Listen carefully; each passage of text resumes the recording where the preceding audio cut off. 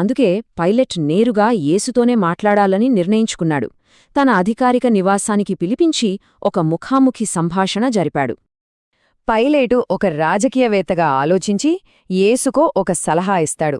అయ్యా, కాస్త మీ ప్రసంగాల్లో వేడి తగ్గించండి, లేకపోతే మీ శత్రువులు ఊరికే ఉండరు, అమాయక జనాల్ని రెచ్చగొడతారు అని మర్యాదగా హెచ్చరిస్తాడు.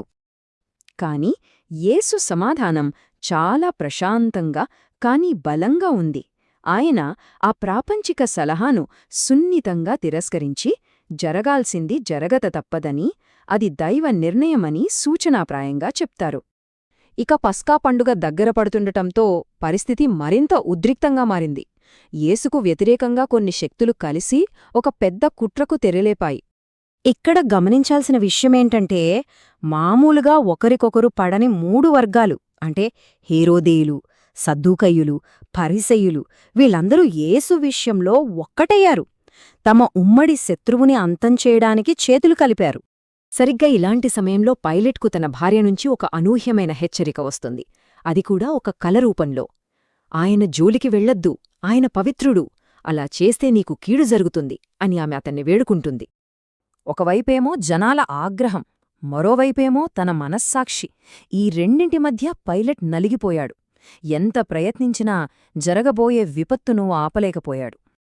యేసును కాపాడటానికి పైలట్ తనవంతు ప్రయత్నాలు చేశాడు. రోమన్ చట్టం ప్రకారం ఇది మరణశిక్ష విధించాల్సిన నేరం కాదన్నాడు. పండగ సందర్భంగా విడుదల చేద్దామన్నాడు. యూదుల చట్టాలనే ప్రస్తావించాడు. కాని ఏదీ ఫలించలేదు. కాని గుంపు ఏమాత్రం వినలేదు.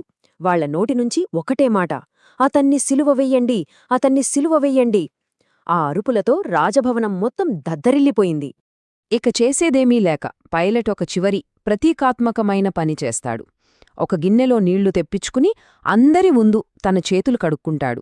ఈ పాపంలో నాకు ఎలాంటి సంబంధం లేదు అని చెప్పడానికనమాట. ఆయన లేఖలో ఇంకా ఏం రాశాడంటే, సిలువ వేసిన రోజు ఆకాశమంతా చీకటిగా మారిపోయిందట. అచ్చం గొప్ప జూలియస్ సీజర్ చనిపోయినప్పుడు ఎలాగైతే అయ్యిందో అలాగా.